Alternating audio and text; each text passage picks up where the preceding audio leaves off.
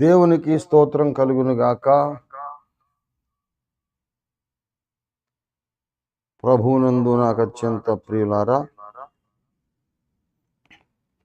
మరొకసారి 2-3 దినాల విరామం తర్వాత మీతో పాటు కలిసి నేను కూడా ఈ మధ్యరాత్రి అర్ధరాత్రి నూతన దినారంభంలో ప్రార్థన మహాపోరాటంలో పాల్గొనడానికి,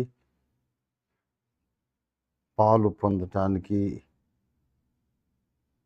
మీతో కూడా ఏకీభవించి దేవుని యొక్క ఆనందకరమైన ఆశీర్వాదకరమైన సన్నిధిని అనుభవించడానికి దేవుడు నాకు అనుగ్రహించిన అవకాశాన్ని బట్టి దేవుని స్తుతిస్తూ ఉన్నాను. దేవునికి స్తోత్రం. మరి కొంచెం ఆలస్యమైంది. ఇప్పటికే 40 మంది పార్టిసిపెంట్స్ సిస్టమ్స్ కనెక్టెడ్గా ఉన్నారు. దేవునికి స్తోత్రము. 41 ఇప్పుడే వచ్చారు, ఇంకా వస్తూ ఉంటారు. మనం ఒక పాట పాడుకొని మన ఆనవాయితీ ప్రకారంగా మనం ప్రార్థన పోరాటంలో ప్రవేశిద్దాం. ప్రార్థన చేసుకుందాం. ప్రారంభ ప్రార్థన. మిక్కిలి ప్రేమమయుడవైన మా పరిశుద్ధ పరలోకపు తండ్రి, నీకే వందనాలు, మహిమ, స్తోత్రములు, ఆరాధన, స్తుతి చెల్లిస్తున్నాం తండ్రి. నీ మహా అనంత కృపలో కన్న తండ్రి, ఇదిగో మా ప్రభువా, మరొక దినాన్ని, నూతన దినాన్ని మా జీవితాల్లో అనుగ్రహించి, నూతన దినారంభంలోనే తొలి గడియలో, కొత్త దినపు ఆరంభపు తొలి గడియలోనే మీ సన్నిధికి మేమందరం ప్రార్థన విజ్ఞాపనములతో, యాచనలతో రావడానికి కృపనిచ్చినందుకు ఆయనకే స్తోత్రములు చెల్లిస్తున్నాం ప్రభు. మహాదేవా, మహోన్నతుడా, మహాఘనుడా, ఉన్నత పరిశుద్ధ స్థలములలో నివసించువాడా, విరిగి నలిగిన మనస్సు గల వారి ప్రాణమును ఉజ్జీవింపజేయడానికి ఈ రాత్రి మా మధ్యలోనికి మీరు రమ్మని ప్రార్థన చేస్తున్నాం. సహాయం చేయండి. నీతిమంతుల ప్రార్థన దేవుడు ఆలకించును అన్నావు గనక మమ్మల్ని అందరినీ యేసుక్రీస్తును ధరింపజేసి, యేసే మా నీతిగా, యేసు అనే నీతిని కలిగిన నీతిమంతులుగా మమ్మల్ని మీ సన్నిధిలో కనబడజేయండి. యేసే మా నీతి, మా పరిశుద్ధత అని మేము నమ్ముకొనుచు మీ సన్నిధికి వస్తున్నామయ్యా. పరమ తండ్రి, నీకే స్తోత్రాలు. విరిగి నలిగిన మనస్సు గలవారి ప్రార్థన నీవు అలక్ష్యము చెయ్యవు. విరిగిన మనస్సే దేవునికి ఇష్టమైన బలులు అని మీ దాసుడైన దావీదు గానము చేసినట్లుగా మేమందరము నీకు ఇష్టమైన బలి వంటి, నీకు ఇష్టమైన ఇంపైన సువాసన గల హోమము వంటి మనస్సు కలిగిన వారమై, నీ నాసికారంధ్రములకు పరిమళ వాసనగా తోచే ప్రార్థన మేము సమర్పించడానికి సహాయం చేయండి. మీరు దిగిరండి, మమ్మను నీ పరిశుద్ధాత్మ వశులుగా చేసుకొనండి. మీరే మాయందుండి మమ్మల్ని నడిపించి, మా బలహీనతలు క్షమించి, మాకు మనసుకు తలంపులు, నోటికి మాటలు అందించి, ప్రార్థనలు మీరే చేయించి, యేసు రక్తాన్ని బట్టి మా ప్రార్థనలు పరలోక దర్బారుకు మీరే చేర్చి, పరమ తండ్రి చేత ఆమేన్ పలికించమని ఆమేన్ అనువాడైన యేసయ్య నామములో స్తుతించి ప్రార్థిస్తున్నాము తండ్రి. ఆమేన్. ఆమేన్. స్తోత్రం. హల్లెలూయా.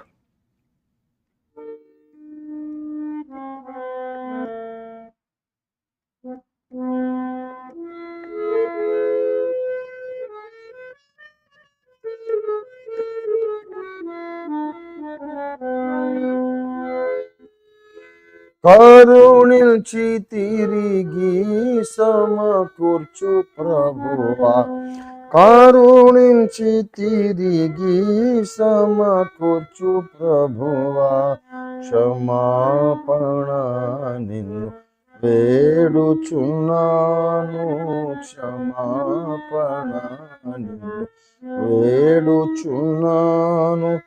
కరుణించి తిరిగి సమకూర్చు ప్రభువా, కరుణించి తిరిగి సమకూర్చు ప్రభువా, క్షమాపణ నిన్ను వేడుచున్నాను క్షమాపణ నిన్ను వేడుచున్నాను.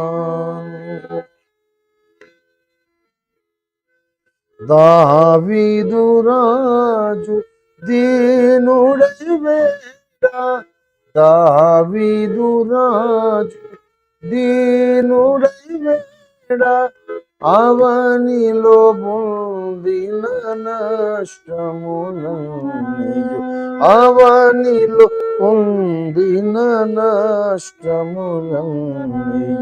దేవా నీవు సమకూర్చితివే, దేవా నీవు సమకూర్చితివే. కరుణించి తిరిగి సమకూర్చు ప్రభువా, కరుణించి తిరిగి సమకూర్చు ప్రభువా, క్షమాపణ నిన్ను వేడుచున్నాను క్షమాపణ నిన్ను వేడుచున్నాను. శత్రు సమూహపు కుతంత్రములతో, శత్రు సమూహపు కుతంత్రములతో బొత్తిగా నేను నష్టపడితిని, బొత్తిగా నేను నష్టపడితిని. మిత్రుడేసులో సమకూర్చుము తండ్రి, మిత్రుడేసులో సమకూర్చుము తండ్రి, కరుణించి తిరిగి సమకూర్చు ప్రభువా, క్షమాపణ నిన్ను వేడుచున్నాను క్షమాపణ నిన్ను వేడుచున్నాను.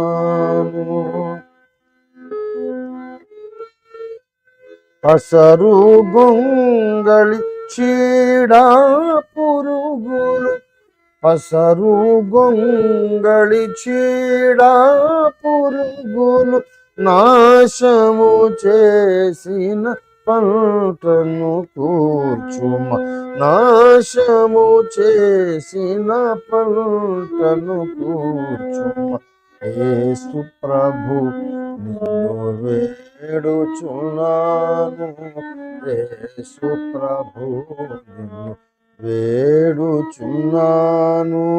కరుణించి తిరిగి సమకూర్చు ప్రభువా, కరుణించి తిరిగి సమకూర్చు ప్రభువా, క్షమాపణ నిన్ను వేడుచున్నాను, క్షమాపణ నిన్ను వేడుచున్నాను.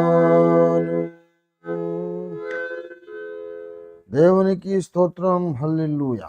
ఇంకా కొన్ని చరణాలు ఉన్నాయి ప్రియులారా. సమయాభావాన్ని బట్టి మనం తొందరగా ప్రార్థనలోకి వెళ్ళాలి కాబట్టి 3 చరణాలు మాత్రమే పాడాను. రండి మనము దేవుని పరిశుద్ధ వాక్యమును ధ్యానించుకొని ప్రార్థనలోనికి వెళ్ళిపోదాం. హబక్కూకు ప్రవచన గ్రంథాన్ని మరొకసారి మనము మొదటి అధ్యాయం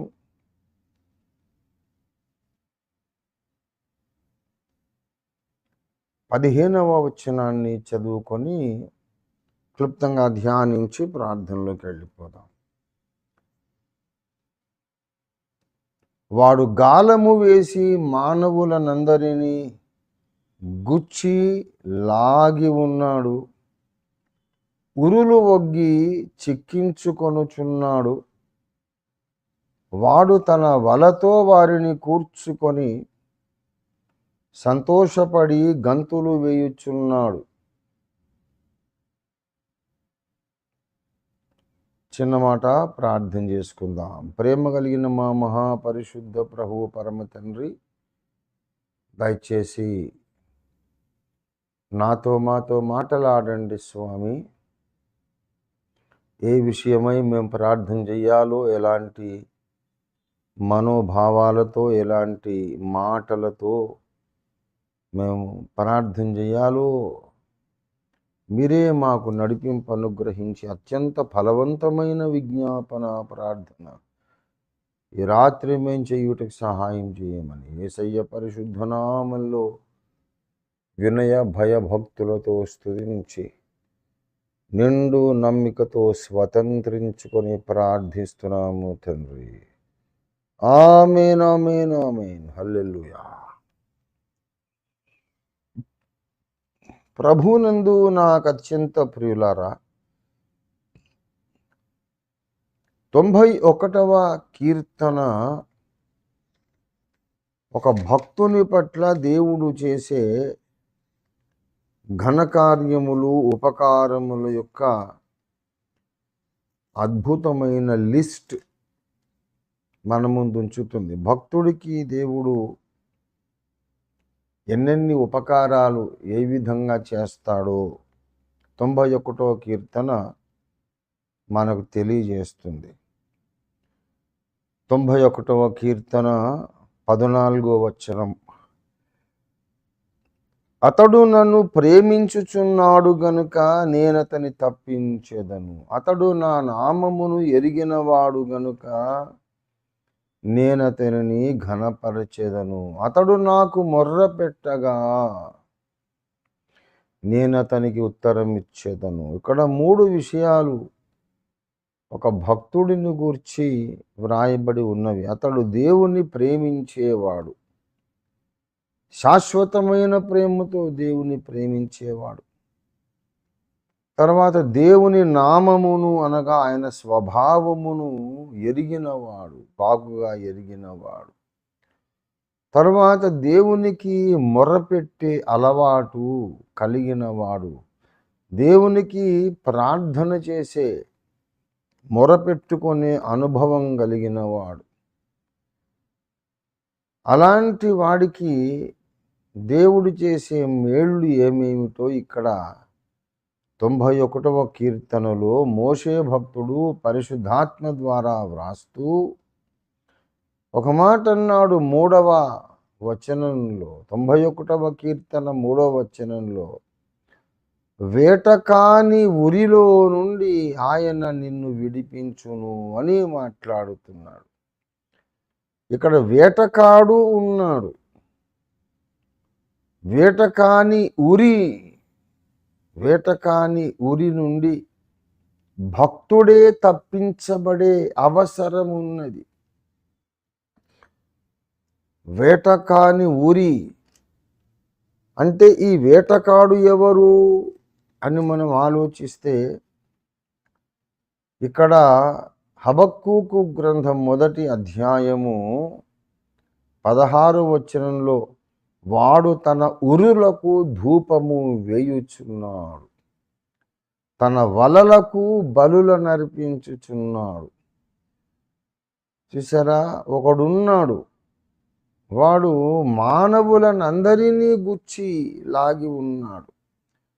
మానవులనందరినీ వాడు లాగాడు. అంటే అందులో దేవుని ఎరిగిన వారు ఉన్నారు, దేవుని ఎరుగని వారు కూడా ఉన్నారు.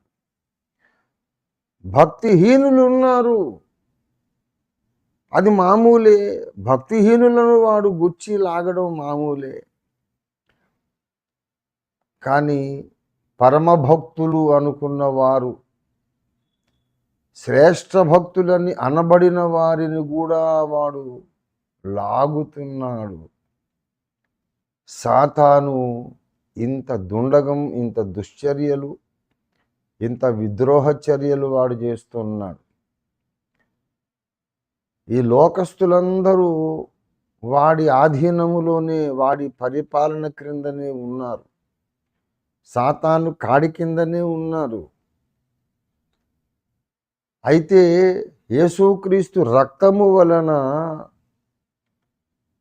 సాతాను యొక్క కాడి నుండి విడిపించబడి దేవుని అధికారము క్రిందికి వచ్చిన నూతన జన్మనెత్తినటువంటి పరలోక సంబంధులను, పరలోక వారసులను, నిత్యజీవ వారసులను కూడా వాడు మళ్ళీ గాలము వేసి గుచ్చి తన వలలు, తన గంపలు వాళ్ళందరినీ చేర్చుకోవడానికి ప్రయత్నం చేస్తున్నాడు. చాలా వరకు వాడు సక్సీడ్ అవుతున్నాడు, చాలా వరకు సఫలుడవుతున్నాడు. అదేంటండి? రక్షణ పొందిన వారిని, యేసుక్రీస్తు రక్తము ద్వారా విమోచింపబడిన వారిని, యేసు రక్తము ద్వారా దేవునితో సమాధానపడి దేవుని పరిపాలన కిందికి వచ్చిన వారిని వాడు ఎలాగ మళ్ళీ లాగుతాడు అంటే లాగుతాడు. అదే మనం తెలుసుకోవాలి, జాగ్రత్తగా ఉండాలి. అందుకే బైబిల్ గ్రంథం అంతా హెచ్చరికలు వ్రాయబడినవి. ఐగుప్తులో నుండి బయటకు వచ్చినంత మాత్రాన చాలదు. ఐగుప్తును మనలో నుండి బయటికి వెళ్ళగొట్టాలి. లేకపోతే ఏ చిన్న బలహీనత వచ్చినా మనం మళ్ళీ ఐగుప్తు కిందికి వెళ్ళిపోతాం. ఇశ్రాయేలీయులను మళ్ళీ వాళ్ళని చెరబట్టి ఐగుప్తులోనికి, దాసగృహములోనికి తీసుకెళ్ళాలని ఫరో, అతని బలమైన సైన్యాలు, బలవంతులైన సైనికులు వచ్చారు ఎర్ర సముద్రం దగ్గర. దేవుడు వారి చేతికి ఇశ్రాయేలీయులను అప్పగించలేదు. ఇశ్రాయేలీయులనేమో ఎర్ర సముద్రమును దాటించాడు, అవతలి దరికి చేర్చాడు. ఎర్ర సముద్రమును చీల్చి దారి కలిగించి ఆరిన నేల మీద నడిపించి ఇశ్రాయేలు జనాంగములు, ఇశ్రాయేలు సేనలను అవతల ఒడ్డుకు దేవుడు చేర్చి అదే ఎర్ర సముద్రపు నీళ్లలో ఫరోను, అతని సైన్యమును దేవుడు ముంచి చంపేశాడు. ఫరో ఇశ్రాయేలీయులను వెనక్కి తీసుకురావాలి ఐగుప్తులోని అనుకున్నాడు, కానీ వాడు తీసుకురాలేకపోయాడు. భౌతికంగా వారు ఎర్ర సముద్రము దాటి అరణ్య మార్గంలో ముందుకెళ్ళిపోతున్నారు. ఐగుప్తులోనికి వాళ్ళు మళ్ళీ రాలేదు. కానీ ఐగుప్తును వాళ్ళు హృదయంలో మోసుకొనే వెళుతున్నారు. కనాను యాత్రలో మోషే ఏమైపోయాడో తెలీదు. మండుతున్న కొండ, మండుతున్న రాళ్ల మధ్యలోకి, మండుతున్న సీనాయి కొండ శిఖరం మీదికి మోషే వెళ్ళాడు. 4 రోజులైపోయింది, 40 రోజులు కావస్తోంది. మోషే చచ్చిపోయాడేమో మాకు తెలియదు. మా ముందు నడవడానికి ఒక దేవత కావాలి అని అడిగి ఒక దూడను చేయించుకున్నారు, బంగారు దూడ. దూడ ఐగుప్తీయుల ఆరాధ్య దేవత. అంటే వాళ్ళ మనస్సులో దేవుడంటే ఈ దూడలాగా ఉంటాడనే భావన ఉంది. మరంటే అర్థం ఏంటి? ఐగుప్తును లోపల మోసుకొని పోతున్నట్టే కదా. ఇదంతా కూడా దృష్టాంతం. 1 కొరింథీ 10వ అధ్యాయం 11వ వచనం ప్రకారం ఈ సంగతులన్నీ వారికి దృష్టాంతములుగా సంభవించి యుగాంతమందున్న మనకు బుద్ధి కలుగుటకు, జ్ఞానము కలుగుటకు వ్రాయబడినవి. ఇశ్రాయేలీయులకు ఏదేది సంభవించనో అది దృష్టాంతం. అసలైన ఇశ్రాయేలు మనమే, నీవు నేనే. ఈ లోకమే ఐగుప్తు. ఐగుప్తు రాజు, ఈ లోకపు రాజు సాతాను. సాతాను ఈ లోకాధికారి, ఆధ్యాత్మిక ఫరో. ఆ ఫరో దాస్యము క్రింద నుండి మనం బయటకు వచ్చేసాము. దేవుని అధికారంలో బ్రతుకుతూ కనాను యాత్ర, పరమ కనాను యాత్రలో సాగి వెళుతున్నాం. కానీ ఎక్కడైనా ఒక చోట మళ్ళీ మనలో నుండి ఐగుప్తును బయటికి తెచ్చే ప్రయత్నం సాతాను చేస్తాడు. అలా వాడు చేయడానికి కొన్ని వలలు మన యాత్రలో, మన దారిలో, మనం నడిచే దారిలో పన్ని పెడతాడన్నమాట. ఆ వేట కాని ఉరులు ఎంత చమత్కారంగా, ఎంత నైపుణ్యంతో వాడు ఉరులు పన్ని పెడతాడంటే వాటిని మనం కనుక్కోలేం. ఇది వేట కాని ఉరి అని మనకు అర్థం కాకుండానే పోయి అందులో చిక్కుతాం. దేవుడు మనకిచ్చిన అవకాశం అనుకుంటాం, ఇది దేవుడు పంపిన ఆశీర్వాదం అనుకుంటాం, ఇది దేవుడు పంపిన విడుదల అనుకుంటాం. అందులో పోయి ఇరుక్కుంటాం అన్నమాట. అలాంటి పరిస్థితులు సాతాను సృష్టించేస్తాడు మన జీవితాల్లో. దేవుని యందు ఎంతో భక్తి కలిగిన మనం ఆఖరికి దేవునికి దుఃఖము కలిగించే పరిస్థితిలోనికి వెళ్ళిపోతాం. ఈ రీతిగా వాడు మానవులనందరినీ, భక్తిహీనులను, శ్రేష్ఠ భక్తులను కూడా ఏదో ఒక రీతిగా వాడు లాగి గుచ్చి తన వలలో సమకూర్చుకుంటున్నాడు.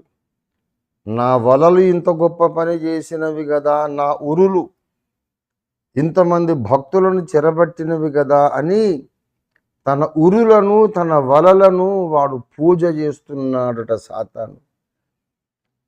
తన ఉరులకు ధూపము వేయుచున్నాడట హబక్కూకు చెబుతున్నాడు 1వ అధ్యాయం చివరి భాగంలో. ప్రియా మిత్రులారా, దేవుని బిడ్డలారా, ఇది చాలా ఆశ్చర్యకరం కదా. దేవుణ్ణి చాలా ప్రేమించే వాళ్లకు జీవిత యాత్రలో, రక్షణ యాత్రలో, పరలోక యాత్రలో, పరమ కనాను ప్రయాణంలో కొన్ని ఉరులు ఉన్నవి. పరలోకానికి వెళ్తాం అనుకుంటూ వాళ్ళు సాతాను వలలో చిక్కుకుపోవడం చాలా ఆశ్చర్యము, విచిత్రము, విడ్డూరము, చాలా భయానకం కదా. ఎలా చేస్తాడు వాడు? ఈ విద్యలో, ఇలా భక్తులను పడగొట్టే విద్యలో సాతాను మహాచతురుడు, మహానిపుణుడు. ఒక చిన్న ఉదాహరణ చెప్తాను.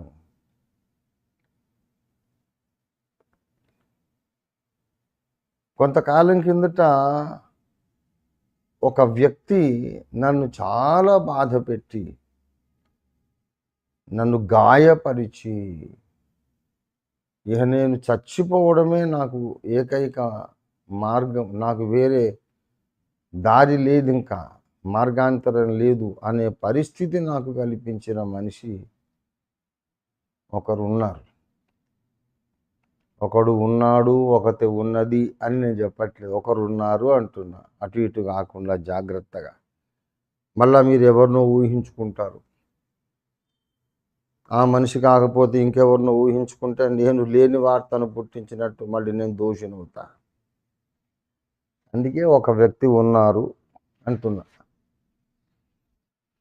నన్ను చాలా గాయపరిచి, బాధపరిచి, ఇక నేను ముందుకు సాగలేని పరిస్థితి, ఊరేసుకొని ఏదో చేసుకొని చచ్చిపోవాలి, నా ప్రాణాలు తీసేసుకోవాలి, లేకపోతే నేను ఇక లోకంలోకి వెళ్ళి భ్రష్టుని అయిపోవాలి, నాకు వేరే మార్గం లేదు. అలాంటి పరిస్థితి నాకు ఒక వ్యక్తి ద్వారా కలిగింది. విచిత్రం ఏమిటంటే, ఒకరోజు ఉదయం 7 గంటల వేళ నేను ప్రార్థనలో ఉన్నాను. నేను ప్రార్థనలో ఉంటే అప్పుడు ఒక్కడనే ఉన్నాను ఇంట్లో. టక్ టక్ టక్ అని తలుపు ఎవరో తట్టారు. క్షమించు ప్రభువా, ఎంతసేపు ఆగినా ఊరుకున్నా వాళ్ళు తలుపు కొట్టడం ఆపట్లేదు, మళ్ళీ మళ్ళీ కొడుతున్నారు. కాబట్టి తండ్రి నన్ను క్షమించు తండ్రి, మళ్ళీ వస్తానని యేసయ్యకు చెప్పి క్షమాపణ చెప్పుకొని లేచి వెళ్ళి తలుపు తీశా. ఒక మిత్రుడు, అతను చాలా కాలం కిందట ఎప్పుడో ఏదో కొన్ని బిజినెస్ డీల్స్లో నాతో పని చేశాడు ఒక మిత్రుడు. చార్మినార్ సమీపంలో ఉంటారు ఆయన. అంతకుముందు బిజినెస్ డీల్స్ తప్ప ఏమీ లేదు ఆయనకు నాకు. అరే ఏంటి భయ్యా ఇలా వచ్చారు ఇంత పొద్దున్నే, రండి రండి అని లోపలికి పిలిచాను. నేను ప్రార్థనలో ఉన్నాను అని అంటే, ఠీక్ నేను మళ్ళీ వస్తాను. సరే వచ్చారు కదా, ఏంటో విషయం చెప్పి వెళ్ళండి, నేను ప్రార్థనలో మళ్ళీ ఉంటానండి అని అంటే, మీకు ఫలానా మనిషి ద్వారా చాలా బాధ కలిగింది, సమస్యలు ఉన్నారని మాకు తెలిసింది. మీరు మా మిత్రులు కనుక మీకు సహాయం చేయడానికి వచ్చాం అని అంటే, ఎలా సహాయం చేస్తారండి అని అడిగా. ఏం లేదు, ఆ మనిషి ఫోటో మాకు ఇవ్వండి, ఎక్కువ ఏమక్కర్లేదు, ఒక 2000 రూపాయలు మీరు ఇవ్వండి, అది కూడా నేను ఇవ్వగలను మీకోసం, కానీ మీ చేతి నుండి తీసుకున్న రికార్డు ఉండాలి.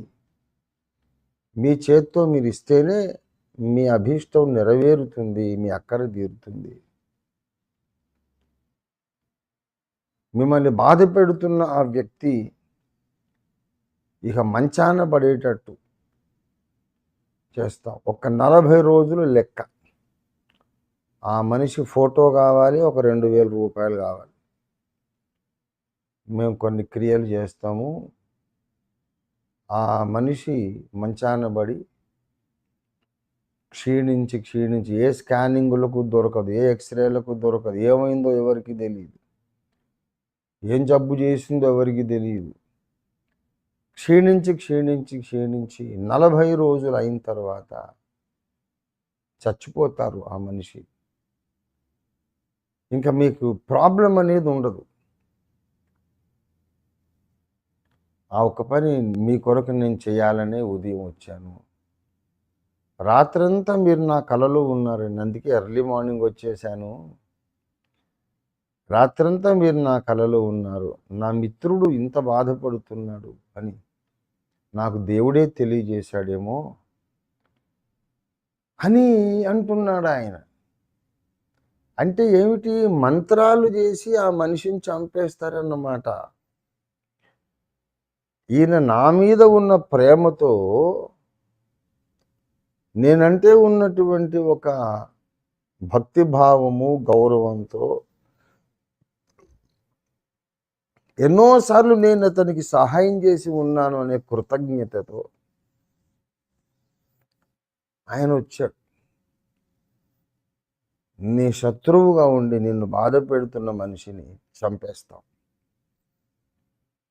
కేసు ఉండదు, ఎవరికీ తెలియదు. అది చేయించేది నేను, చేసేది ఇంకొక గురువు ఉన్నాడు. ఆ ఫోటో మాకు అప్పగించి మీరు నెమ్మదిగా నిద్రపోండి అంతే.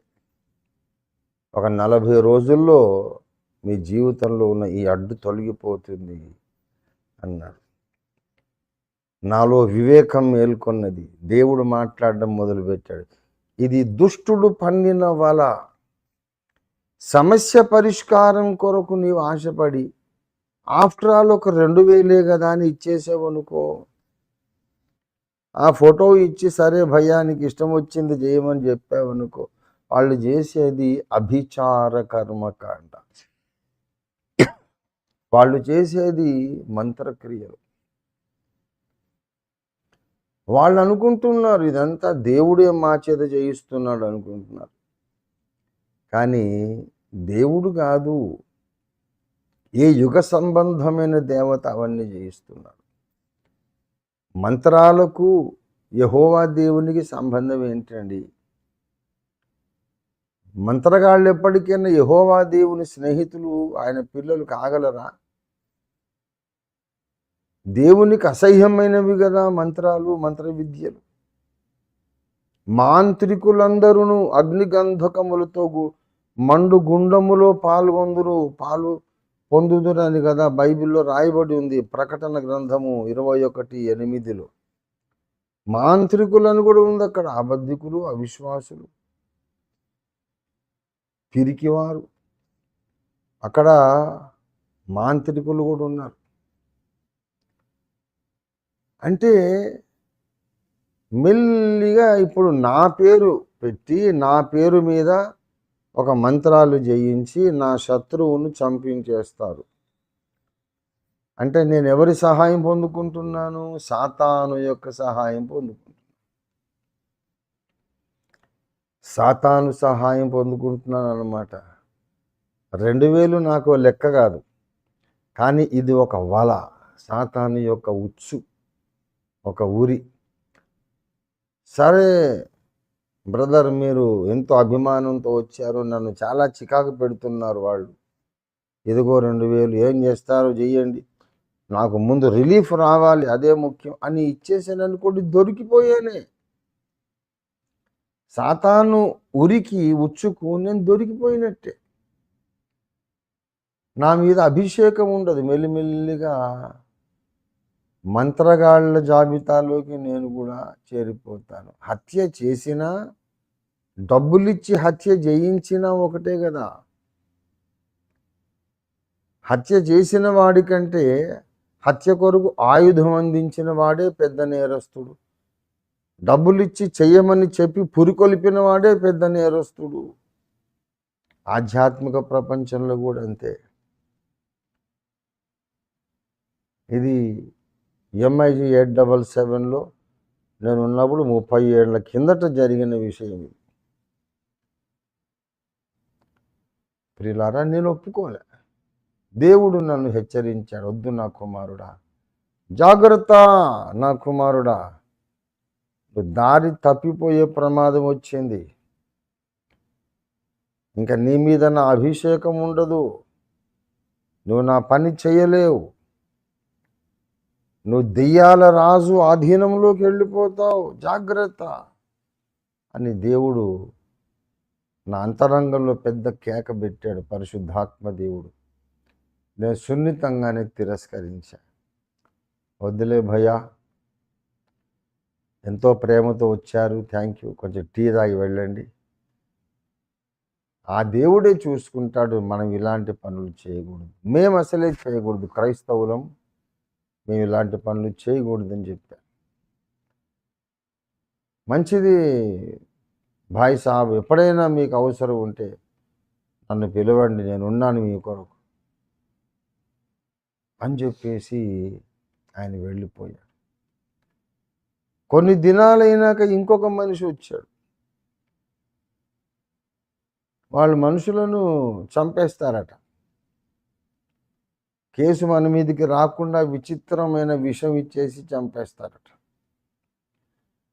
ఆ కెమికల్ కంపోజిషన్ అది ఏ డాక్టర్కు, ఏ సైంటిస్టుకు అర్థం కాదు. దానికి రంగు, రుచి, వాసన ఏమి ఉండదు. వాళ్ళు తినే తిండిలోనో దేంట్లోనో కలిపి పెట్టేస్తే చచ్చిపోతారు. ఎలా పోయారో ఏ డాక్టర్కి అర్థం కాదు. అలాంటి ప్రక్రియలు ఉంటాయి మా దగ్గర. మీరు అంటే ఒక పైసా కూడా మీరు ఇవ్వద్దు, మేము చేస్తాం మీ కొరకు. ఎందుకయ్యా మరి మీకు అంత బాధ ఎందుకు అని అంటే, ఒకప్పుడు మీరు మాకెంతో సహాయం చేశారండి, మేము మా కుటుంబ సభ్యులందరూ ఉరేసుకునే పరిస్థితుల్లో మీరు మాకు సహాయం చేశారు కనుక మీ రుణం తీర్చుకోవాలనుకుంటున్నాం. మీరు అనండి చాలు, ₹1 కూడా మీరు ఇవ్వద్దు, మేమే చేస్తాం అంటే దయచేసి చేయొద్దు, అలాంటి పనులు చేస్తే నా మీద ఒట్టే అని చెప్పారు. అవతల మనిషిని చంపాలనుకుంటే దేవుడే చంపుతాడు, లేకపోతే బ్రతికించాలనుకుంటే బ్రతికిస్తాడు. మరికొంతకాలం నన్ను బాధ పెట్టాలనుకుంటే ఆయన బాధ పెడతాడు, పెట్టని. మనం ఇట్లాంటి పిచ్చి పనులు చేయొద్దు.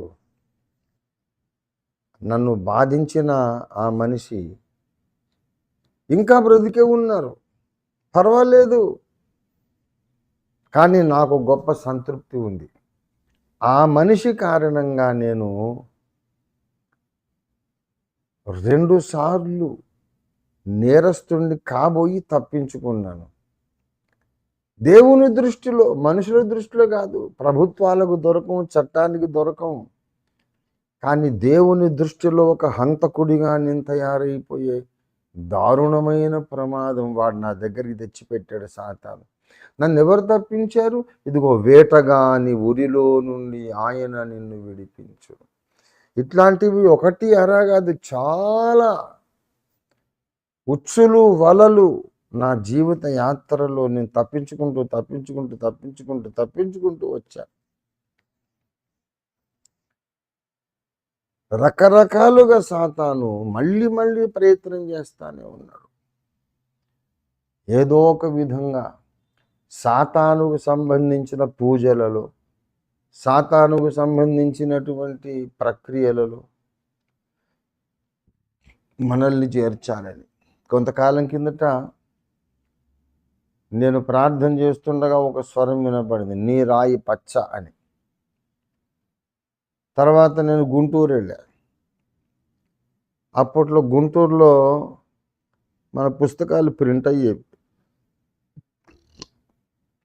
ఏదో ఒక శక్తి నన్ను ఆవేశించి నడిపించినట్టుగా సందుల్లో గొంతుల్లో నడిచిపోయి ఒక జ్యోతిష్ శాస్త్రవేత్త దగ్గరికి వెళ్ళాలనిపించింది. ఆయన నా చేయి చూసి నీ రాయి పచ్చ అన్నాడు. ఇదే వాయిస్ నేను ఇంట్లో ప్రార్థనలో విన్నా. అది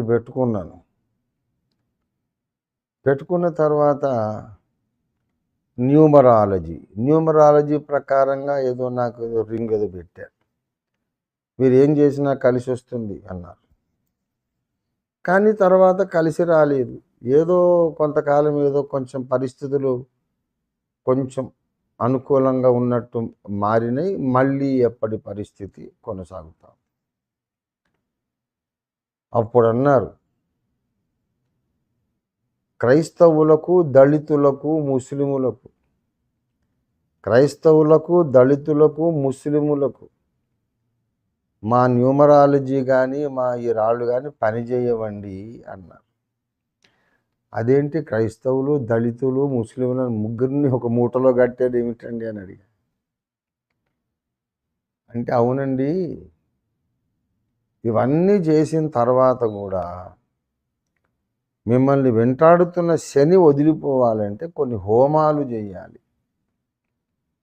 ఆ హోమాలు మీరు చెయ్యరు కదా. అటు ముస్లింలైనా చేయరు, క్రైస్తవులైనా చేయరు, దళితులైనా చేయరు. ఎందుకంటే వాళ్ళ దగ్గర డబ్బులు ఉండవు, లక్షలు ఖర్చు అవుతుంది. అయినా మీకు వేరే దేవుడు ఉంటాడు, మీరు చెయ్యరు కదా. అందుకని ఈ శాస్త్రం మీకు కొంతవరకే పనికొస్తుంది. అంటే నేను బలహీనున్నైతే ఇప్పుడు కొంతవరకు నేను న్యూమరాలజీలోకి వెళ్ళాను. అదేదో పచ్చ అంటే పెట్టుకున్నాను. కొంచెం పరిస్థితులు నిమ్మళించినాయి, కానీ టోటల్ రిలీఫ్ రాలే. కొంతవరకు మాత్రమే మెరుగైనాయి పరిస్థితులు. ఆ మిగతాది కూడా నాకు 100% రిలీఫ్ కావాలంటే హోమాలు చేయాలి. అవేమిటి? అన్యదేవత ఆరాధనలు, పడిపోయిన దేవదూతల ఆరాధనలు. ఇక మళ్ళీ నేను అభిచార కర్మకాండలోకి వెళ్ళిపోతున్నా. నేను అన్నాను, నాకు టోటల్ రిలీఫ్ రాకపోయినా పర్వాలేదు, నా యేసయ్య రక్తమే నాకు చాలు, నాకు అక్కర్లేదులేండి అవన్నీ నేను చేయనంటే. అదేనండి వచ్చిన సమస్య. క్రైస్తవులకు అందుకే ఈ శాస్త్రాలు పనిచేయవు, మీరు మొత్తం రారుగా. అంటే ఏంటి? కొంచెం మేలు చేసినట్టు చేసి కొంచెం రిజల్ట్ చూపించి ఆ ఆశతో ఇంకో పని మెల్లిగా దింపుతారన్నమాట. చీకటి శక్తులను మనం పూజించే స్థితికి తీసుకొస్తాం. ఇక ఇలా చెప్పుకుంటూ పోతే సాతాను తంత్రములు అంటే ఒక బుక్కే రాయాల్సి వస్తుంది. ఇంటర్నెట్లో ఒక బ్లాక్ అమెరికన్ లేడీ ఒక వీడియో, ఒక సాక్ష్యం అప్లోడ్ చేసింది. ఆమె యోగ విద్య నేర్చుకొని యోగా టీచర్ అయిందనమాట. యోగ విద్య నేర్పి అధ్యాపకురాలైపోయింది. అమెరికాలో ఉంటుంది ఆమె, బ్లాక్ అమెరికన్.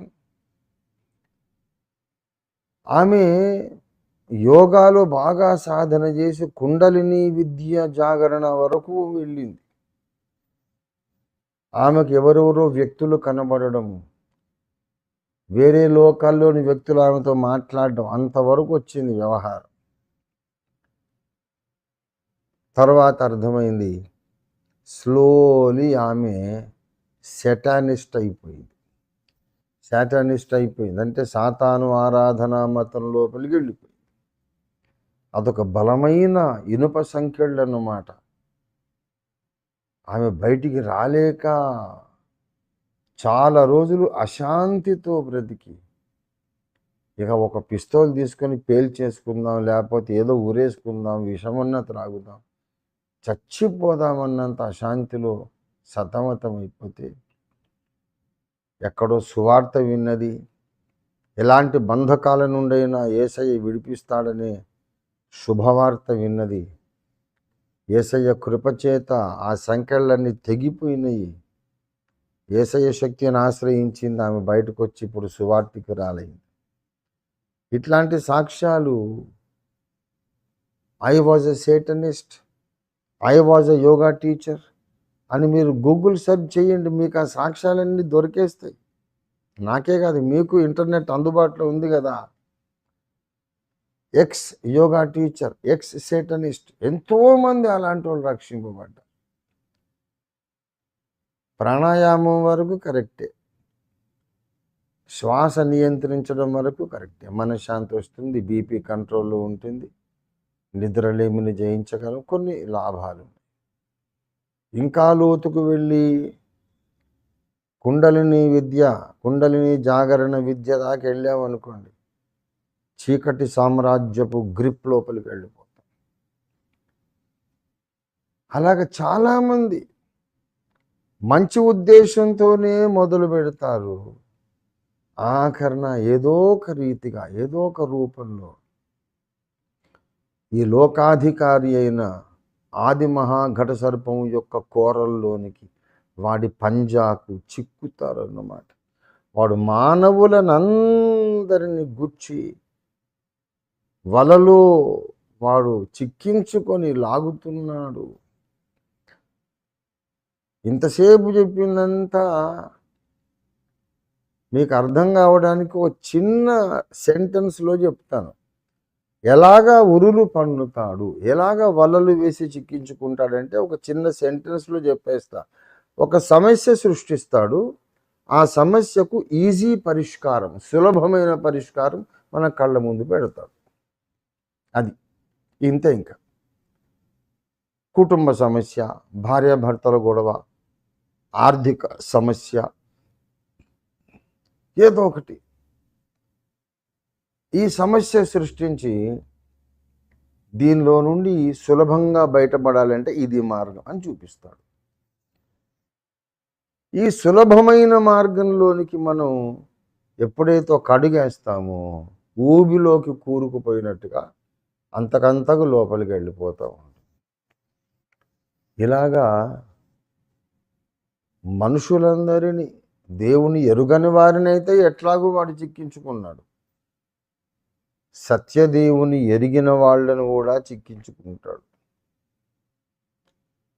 కనుక ఈ దినాన ఈవేళ మనం చేయాల్సిన ప్రార్థన ఏంటంటే, దేవుని బిడ్డలను వేటకాని ఊరిలో నుండి దేవుడు తప్పించున్నట్లుగా మనం ప్రార్థన చేద్దాం. చాలాసార్లు మనం సాతానును గద్దిస్తే పని జరగదు. ఒక్కోసారి ఎందుకు తెలుసా? లోగడ నీవే ఎప్పుడో వాని సహాయం కోరుకొని పొందుకొని ఉండొచ్చు. ఒకవేళ ఇప్పుడు ఇవాళ నేను ఏదో ఒక రూపేణ డైరెక్ట్గానో ఇండైరెక్ట్గానో మంత్ర విద్యల్లో నేను అడుగుపెట్టాను అనుకోండి, ఎవడో వస్తాడు ఇట్లాగే నా ఇంటికి వచ్చినట్టు. నేను చేస్తానులేండి, నువ్వు చేయొద్దు, అదేమైనా తప్పైతే ఆ పాపం నా మీదకి వచ్చును గాక, మీరు అట్లా ఉండండి, ఊరికిన మీ పేరు మీద నేను చేస్తాను అంటే, సరే ఆశ కలిగింది అనుకోండి, సరే చేసుకోమన్నాం అనుకోండి. సాతానుగాడు లెక్క రాసుకుంటాడు, వీడు ఒకప్పుడు సమస్యలో నా ఆశ్రయం కోరి వచ్చాడు, వాడు లెక్క రాసుకుంటాడు. నువ్వు అనుకుంటావు నేనైతే చేయలేదు, కానీ నీ కోసం చేశారు, నువ్వు ఓకే అంటేనే చేశారు, వాడు లెక్క రాసుకుంటాడు. తర్వాత నువ్వు ఏస్తున్నామో గద్దిస్తున్నాను వెళ్ళిపో అని అంటుంటే వాడు నవ్వుతాడు. ఏందిరా వెళ్ళిపోయేది, నువ్వు రమ్మంటే రావాలి, పోమంటే పోవాలా, నువ్వే కదా అమ్మని నన్ను పిలిచావు, నిన్నగాక మొన్న నీ సమస్యల్లో నీకు ఇంకో మార్గాంతరం లేక చేతకాని పరిస్థితుల్లో నన్ను ఆశ్రయిస్తే నేనే కదా నీకు విడుదల ఇచ్చాను, మళ్ళీ ఇప్పుడు పొమ్మంటావు ఏంటి, అదేంటి నిన్నప్పుడు రమ్మన్నాను, నేను యేసయ్య బిడ్డను కదా, నేను యేసు రక్తంలో కడుగబడి విమోచింపబడ్డాను కదా అంటే, అవును, కానీ ఈజీ సొల్యూషన్ కొరకు, సులభమైన పరిష్కారం కొరకు నా దగ్గరికి రాలేదా అంటే, నేనేం రాలేదే, నేను పిలిచాను ఆ పేరు పెట్టి, నాకు సహాయం చేయమని నీకు ప్రార్థన చేశానంటే, నువ్వు చేయలేదు, నీ పక్షంగా నీ మిత్రుడు చేశాడు, అది నువ్వు చేసినట్టే మా లెక్కల్లో. ఇలాగా ఆ దుర్మార్గుడు మన జీవిత యాత్రలో సమస్యలు సృష్టించి సులభమైన పరిష్కారాలు చూపించి విశ్వాసులను, పాస్టర్లను, శ్రేష్ఠ భక్తులను తన వలలో చిక్కించుకొని తర్వాత ఆ వలలకు ధూపం వేస్తున్నాడంట. ఎంత బాగా ఐగుప్తులో నుంచి బయటకు వచ్చిన వాళ్ళను మళ్ళా నాలోనికి నా దగ్గరికి తెచ్చేసావే నువ్వు అని ఆ వలను, ఆ ఉరులను వాడు పూజించి ధూపం వేస్తున్నాడట. ప్రియ దేవుని బిడలారా, సాతాను యొక్క అంధకార సామ్రాజ్యం మనము ఊహించలేనన్ని అంతస్తులలో, లెవెల్స్లో ఉంటుంది, మనం ఊహించలేనంత చిక్కుముడులతో ఉంటుంది, చాలా అధికారాల్లో చాలా అంతస్తులతో కూడి ఉంటుంది, చాలా complicated structure, the Kingdom of darkness. దాంట్లో మనం ఎప్పుడైనా వేలు పెడితే తెలుసో తెలియకనో వాడి లెక్కల్లో రాసుకుంటాడు. మరి అలాంటప్పుడు ఏది దారి? కొన్నిసార్లు శారీరక పాపంలో మనం పడిపోవడానికి కూడా వాడు బలమైనటువంటి ఒక సన్నివేశాన్ని సృష్టిస్తాడు. ఆ సిచ్యువేషన్ ఎటువంటిదంటే, ఇంకా నువ్వు పడిపోవాలి, తప్పకుండా పాపం చెయ్యాలి, పాపం చెయ్యక తప్పదు, ఇప్పుడు చెయ్యడమే రైట్, చెయ్యకపోతే అది తప్పు. ఇంకా పాపం చేస్తే తప్పు అనుకుంటున్నావు, చెయ్యకపోతే ఇంకా పెద్ద తప్పు అని నీకు నీవే కన్విన్స్ అయ్యేటట్టుగా పరిస్థితులు సృష్టించి శ్రేష్ఠ భక్తుల చేత కూడా వాడు పాపం చేయిస్తాడు. శరీర కార్యాలలో, అపవిత్రమైన కార్యాల్లో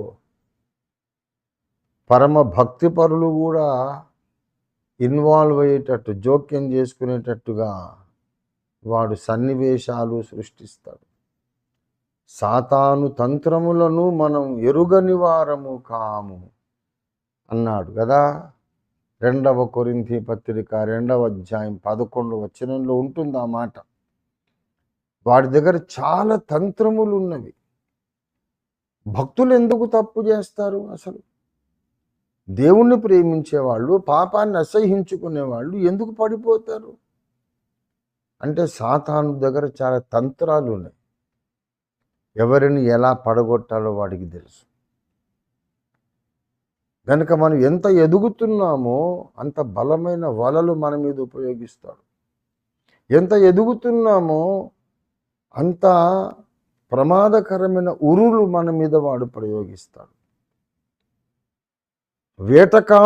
వేటకాని ఊరిలో నుండి, అంటే వేటకాడేవాడంటే సాతానే. నిమ్రోదు యెహోవా ఎదుట పరాక్రమము గల వేటగాడు. నిమ్రోదు యెహోవా ఎదుట పరాక్రమము గల వేటగాడు. వేటగాడంటే జింకలను, లేళ్లను, దుప్పులను, సింహాలను, ఎలుగుబంట్లను, అడుగు పందులను వేటాడిన వేటగాడా వాడు? మానవ ఆత్మలను వేటాడిన వేటగాడు. అక్కడే ఆ బాబెలు గోపురమే మంత్ర విద్యలకు జన్మస్థానం. అక్కడే పుట్టిన మంత్రాలన్నీ. వాడు కండబలము, భుజబలంతోనే కాదు, ఆధ్యాత్మిక విద్యలతో, మంత్రతంత్ర విద్యలతో మానవాళి ఆత్మలను వశం చేసుకున్నాడు. అందుకే అప్పటి భూలోక జనాభా మొత్తం వాడిని దేవునిగా అంగీకరించేశారు. అందుకే దేవుడు చెదరగొట్టాల్సి వచ్చింది అక్కడి నుండి మానవాళిని. ఇప్పటికీ అదే డ్రామా నడుస్తూ ఉంది. మహాబబులోను వేశ్య.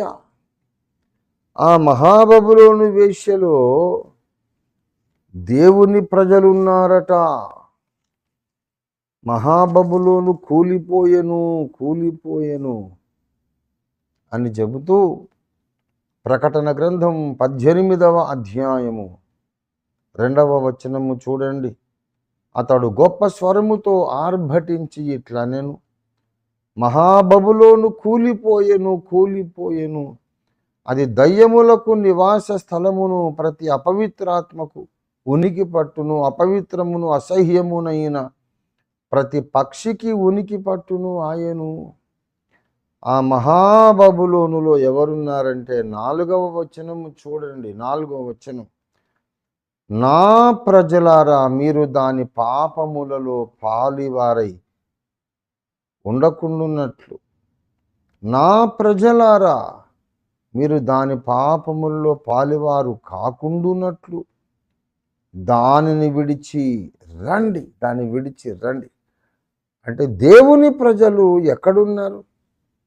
మహాబబులోనులో ఉన్నారు. ఎలా ఉన్నారు? ఆ మహావేశ్యలో దేవుని ప్రజలు ఎట్లా ఉన్నారు? ఎలా ఉన్నారంటే 22, 23 వచనాలు చూడండి ప్రియులారా. ప్రకటన గ్రంథం 18వ అధ్యాయం 22వ వచనం, నీ వర్తకులు భూమి మీద గొప్ప ప్రభువులై ఉండిరి, జనములన్నీ నీ మాయ మంత్రముల చేత మోసపోయిరి. జనములన్నీ నీ మాయ మంత్రముల చేత మోసపోయిరి. చూసారా ప్రియులారా, మహాబబులోనులో మాయమంత్రాలు ఉన్నాయి. ఆ మాయమంత్రముల చేత మోసపోయి సాధారణ భూప్రజలు మహాబబులోను వేశ్య లోపలికి వెళ్ళిపోయారు. దేవుని ప్రజలు, దేవుడు ఏర్పాటు చేసుకున్న ప్రజలు కూడా కొందరు దాంట్లోకి వెళ్ళిపోయారు. అంత ప్రమాదకరమైనటువంటి వ్యూహాలు ఆది మహాఘట సర్పం అనే దుష్టుడైన సాతాను దగ్గర ఉన్నాయి. వాటిని మనం జయించాలి. ఏ సమస్యకు కూడా ఈజీ సొల్యూషన్ మనకు అక్కర్లేదు. సులభమైన పరిష్కారం మనకొద్దు. మనకు ప్రార్థనే పరిష్కారం, యేసు రక్తమే పరిష్కారం, పరిశుద్ధాత్మ దిగి రావడమే మనకు కావలసిన పరిష్కారం. ప్రార్థనలో మోకరించి దేవుని పాదాలు పట్టుకొని ఆయన కృపను ఆశ్రయించి, యేసు రక్తమును ఆశ్రయించి, నా సమస్య తీర్చు తండ్రి అని మనం కన్నీళ్లు గార్చి ఒక 6 నెలలైనా ఆగుదాం, 6 సంవత్సరాలైనా 60 సంవత్సరాలైనా పర్వాలేదు. దేవుని టైమింగ్ ఎప్పుడు పర్ఫెక్ట్గా ఉంటుంది. దేవుని నిర్ణయ కాలములో అన్ని కార్యక్రమాలు జరుగుతాయి. కానీ తొందరపడి పక్కదారులు తొక్కొద్దు. మనకందరికీ ఈ శోధన ఎదురవుతూ ఉంది. నేనున్నానుగా, నేను చూసుకుంటానని ఎవరో మంచి స్నేహధర్మంతోనే వస్తారు.